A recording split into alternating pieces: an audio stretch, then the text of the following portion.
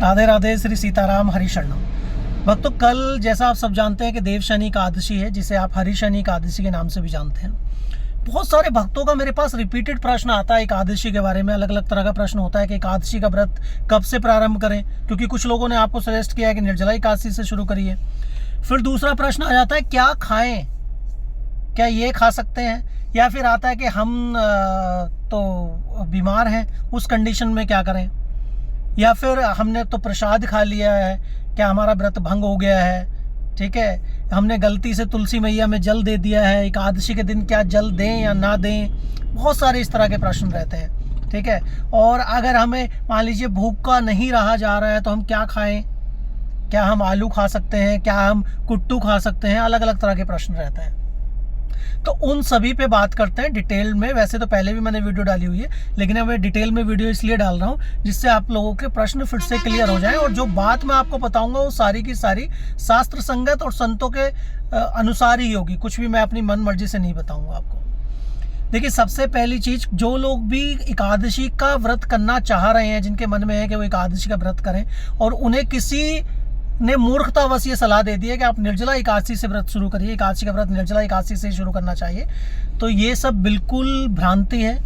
क्योंकि मान लीजिए अभी तो निर्जला एकादशी निकल गई है, अब आप इंतजार कर रहे हैं निर्जला एकादशी के आने का। ठीक है, अब 1 वर्ष बाद निर्जला एकादशी आएगी, पता चला आप अगले क्षण नहीं रहे, अगले दिन तक की गारंटी नहीं है। निर्जला एकादशी की क्या गारंटी होगी कि तब तक आप रहेंगे या हम रहेंगे या नहीं रहेंगे। तो इसलिए जो भी एकादशी प्रथम पड़ रही है उसी एकादशी से व्रत करना प्रारंभ कर दीजिए। कोई भी एकादशी छोटी बड़ी नहीं है। बहुत सारे लोगों के मन में प्रश्न आता है कि निर्जला एकादशी से सभी एकादशियों का फल मिल जाता है। बिल्कुल सही बात है। वो भीमसेन जी के जो पेट में, उदर में कुछ इस तरह की ज्वर अग्नि थी, वक्र अग्नि बोलते हैं, सॉरी ज्वर अग्नि बोल रहा हूँ मैं, वो शांत नहीं होती थी, वो भूखे नहीं रह सकते थे एक दिन भी, इसलिए वो एकादशी नहीं करते थे। तो वो एक कथा है, उसकी वजह से भगवान कृष्ण ने उन्हें सजेस्ट किया था कि आप एक ही एकादशी कर लें। उसे भीमसेन एकादशी के नाम से भी आप जानते हैं, पहले उसे निर्जला एकादशी के नाम से जानते थे। तो वो एक पूरी लंबी कथा, कभी डिटेल में उस पर बात करेंगे। लेकिन क्या है कि आप किसी भी एकादशी से व्रत करना शुरू करिए। कोई एकादशी छोटी बड़ी नहीं है। एकादशी में बिल्कुल भेद ना करें कि ये एकादशी छोटी है या वो बड़ी है, सभी एकादशियों का समान फल है।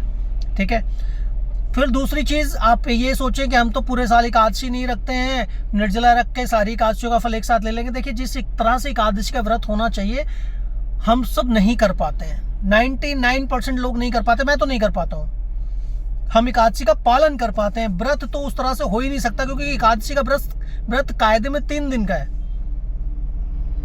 10वीं से शुरू होके द्वादशी तक व्रत रहता है, और उसका भी बहुत तरीका है कि आप 10वीं के दिन एक बार भोजन करें दोपहर में, शाम के समय कुछ ना लें, फिर एकादशी के दिन पूरे दिन तो कुछ खाना ही नहीं है, फिर अगले दिन आपको पारण के बाद एक ही बार भोजन करना है, फिर पूरे दिन कुछ नहीं खाना होता। तो बहुत कठिन नियम है एकादशी का, अगर आप संतों से, सच्चे संतों से सुनेंगे तो हम तो पालन ही कर पाते हैं। वही बड़ी उत्तम बात है कलयुग के अनुसार, क्योंकि कलयुग केवल नाम आधारा, सिमर सिमर नर उतर ही पारा। अब दूसरा प्रश्न आता है क्या खाएं। देखिए, बहुत सारे लोग बोलते हैं, बहुत सारे लोग वीडियोस भी डालते हैं। देखिए, ये आज हम बना रहे हैं कुट्टू के आटे की पकौड़ी, या सिंगाड़े के आटे की पकौड़ी, या पराठे बना रहे हैं कुट्टू के, या फिर हम आलू की टिक्की बना के खा रहे हैं। हम तो सेंधा नमक यूज़ कर रहे हैं। देखिए, शास्त्र अनुसार, शास्त्र आज्ञा अनुसार किसी भी व्रत में किसी भी तरह के नमक का उपयोग करने से उस व्रत का पुण्य आधा रह जाता है, आधा पुण्य क्षीण हो जाता है। ये शास्त्र की आज्ञा है। अब व्रत कैसे करना है, अगर आप मान लीजिए नहीं कर पा रहे हैं, आपसे भूखा नहीं रहा जा रहा है, तो आप सबसे पहले प्रयास करिए कि आप एक बार फल ले लें। अगर उसके बाद भी भूख लग रही तो दूध ले सकते हैं, ड्राई फ्रूट्स ले सकते हैं, फ्रूट्स ले सकते हैं, लेकिन नमक का उपयोग ना करें। एक दिन नमक नहीं खाएंगे तो कुछ हो नहीं जाएगा। अब जो व्यक्ति बीमार है, जिन लोगों को मतलब अगर नमक से ना खाएं और कुछ प्रॉब्लम हो सकती है, जो लोग बहुत समय से तबीयत ठीक नहीं है, उन लोगों को तो अपनी औषधि भी लेनी है, दवाई भी लेनी है, और साथ के साथ व्रत का पालन करना है। सबसे जो मेजर चीज़ है ना, उस दिन कुछ भी अभक्ष नहीं खाना होता है। स्पेशली चावल और अन्न तो खाना ही नहीं होता, लेकिन कुछ और अभक्ष भी आप ना खाएं, बाहर की वस्तु ना खाएं। और प्रयास करिए कि ज़्यादा से ज़्यादा जो नित्य प्रतिदिन आप नाम जप करते हैं, नाम लेखन करते हैं, उस दिन उससे बहुत ज़्यादा आप नाम लेखन करें, उससे बहुत ज़्यादा नाम जप करें। ठीक है। तो नमक तो खाना नहीं है। अब कुछ बहनों के तो रिपीटेड प्रश्न रहते हैं जिन्हें मैंने पिछली एकादशी में सेम चीज़ बताई है कि नहीं खाना है, आपसे रहा नहीं जा रहा तो आप खा लीजिए, लेकिन अन्न मत खाइए, चावल या गेहूं वगैरह या जो भी अन्न की श्रेणी में आता है उसे मत खाइए, और कुछ खा लीजिए अगर आपसे नहीं रहा जा रहा था। उनका हर एकादशी में रिपीटेड प्रश्न रहता है कि क्या कल कुछ खा सकते हैं। अरे सभी एकादशियों पर समान नियम है, एक ही नियम है।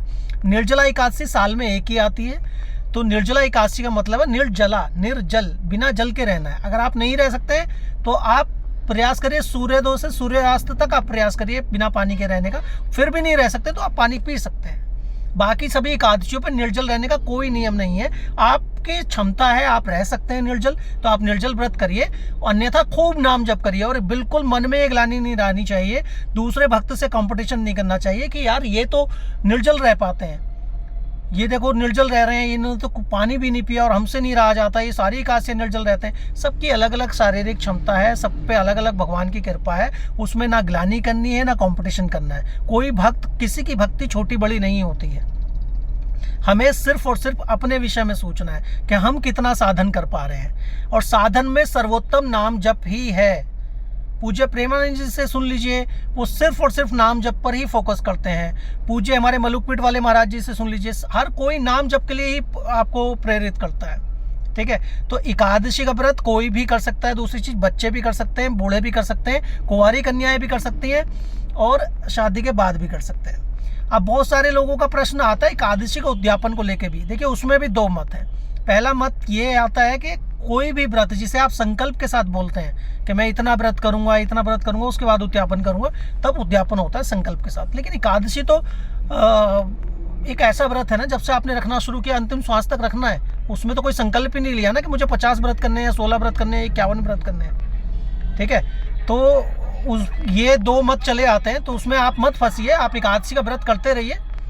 उद्यापन तो समाप्ति पे वैसे होता है जहाँ तक है, पर यह है कि आप एकादशी का व्रत जरूर करिए। और एकादशी का सबसे बड़ा व्रत है पालन। एकादशी का पालन का मतलब है आप अन्न तो खाए ना, बिल्कुल भी।